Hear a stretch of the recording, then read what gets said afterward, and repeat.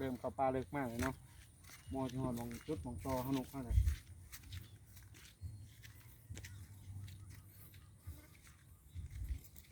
เลี้ยงนกกระไรอยู่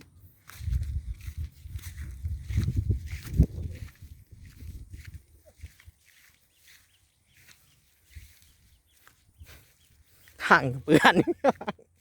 ท่าดีมันยังว่าวท่าโอเคดีมันเป็นเขตต่ำมึงนะน้ำมาถ่วมน้ำเต้มาถ่วม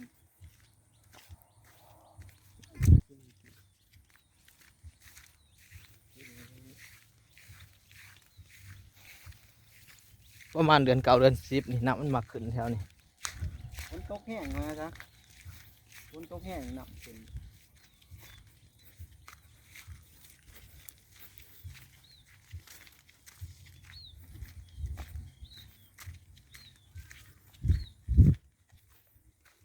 แล้วไอ้เป็นเรื่องเก่าขนาดนั้นเรื่องเก่าเขานำถ่วมใช่ไหมเขาเป็นอย่างนี้ ตะกี้เป็นเตาดินจีเขียนนี่ แล้วมันเป็นเต่าดีเก่า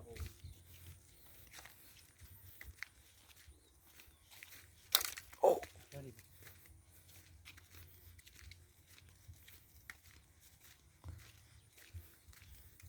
มีทางคนยางบ่ได้ดอกเข่ง มันก็ทางไหนวะนี่นี่ยังน้องตัวอะไร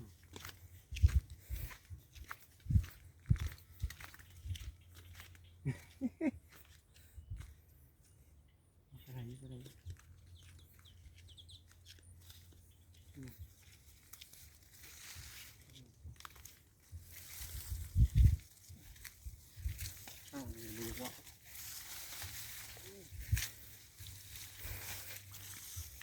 บรรยากาศดีอยู่เสียดายทางบ่ดี แม่ยังวะ บ่แม่นแตนติ เด่นที่ต่อถอยก้อนโมแหละ โอ้แม่งอันนั้นยังวะแม่งยังวะยังเนาะเตาท่องวะ โม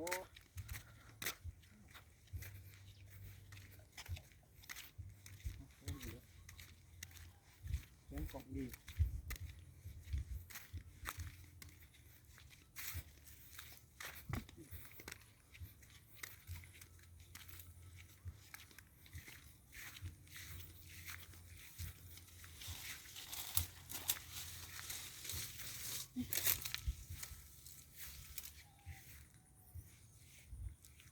บนเขาหลายอยู่กันเวลามีเขามาต่อ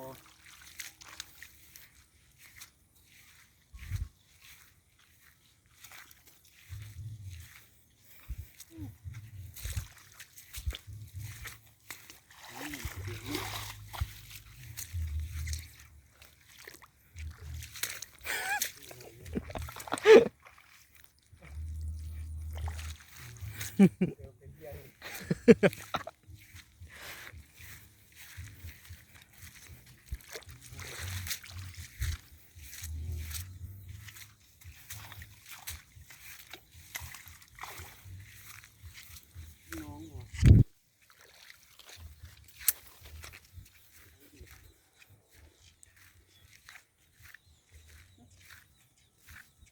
เสียงนกอะไรห้องบนเขาลายดีเนาะ โอ้บรรยากาศรอบๆบริเวณป่ามันจะเป็นป่าโคกเนาะนี่เนาะเขาเอิ้นจะมีต้นไม้สำกลางหาใหญ่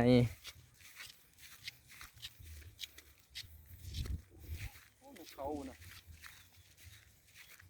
เป็นเลยเขามันนกเข้าซื้ออยู่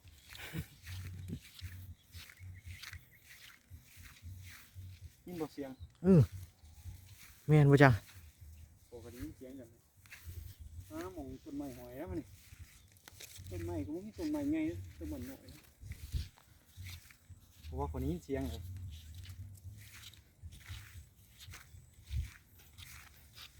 โอ้ยคือลำโพงมันหับเนาะ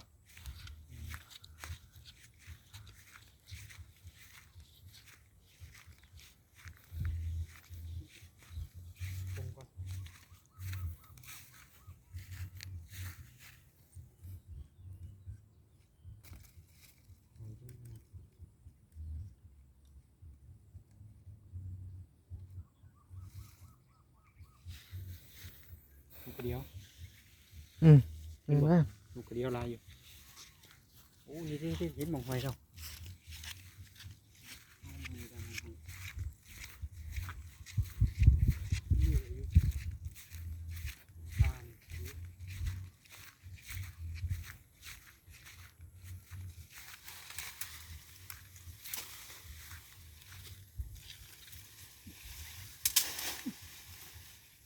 มองมีแต่หอย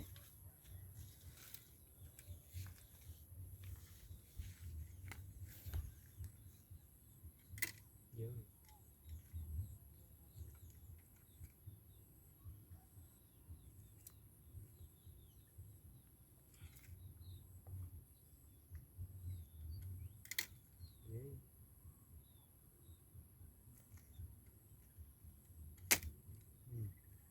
ดันดีอยู่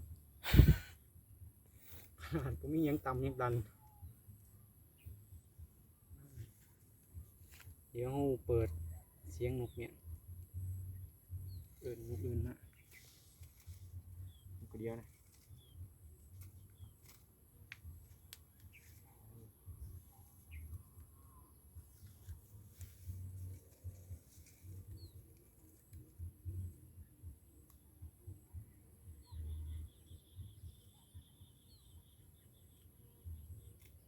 นี่นะเขาจึงเอานก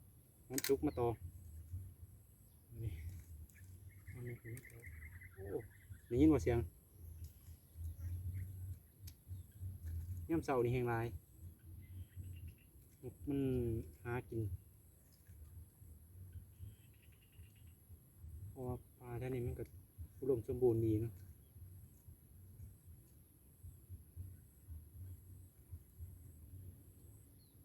เรียกปลูกอันนี้วะมักรันโย่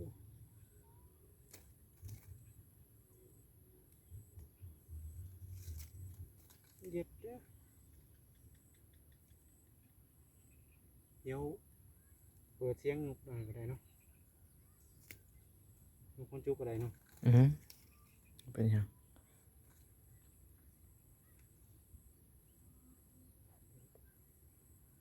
เอาไปได้นกเก็บปูนก็ยากว้าย2-3 เทื่อเลยนี่ หักไปเลยมากนี่เป็นได้คอยตัดออกมา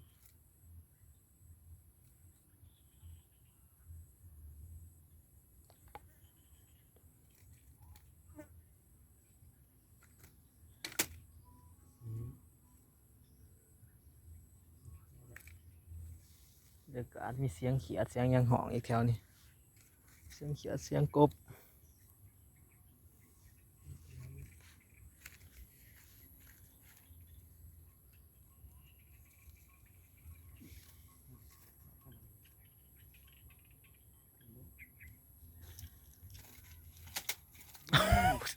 เบิ่งก่อนได้บ่ ได้อยู่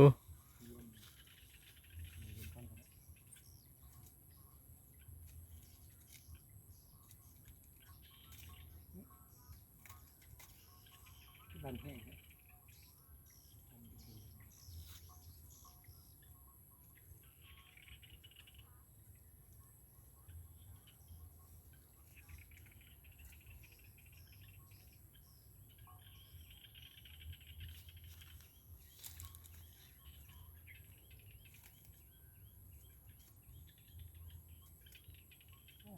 ดินหนาอยู่เลย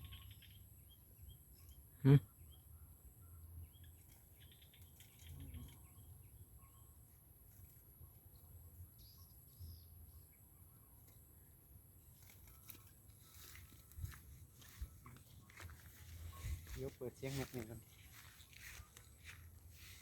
เศร้าเลยนกกระหอนคดกระหอนทำไม ก็อันหอนี่ดีไว้เหมือนนี่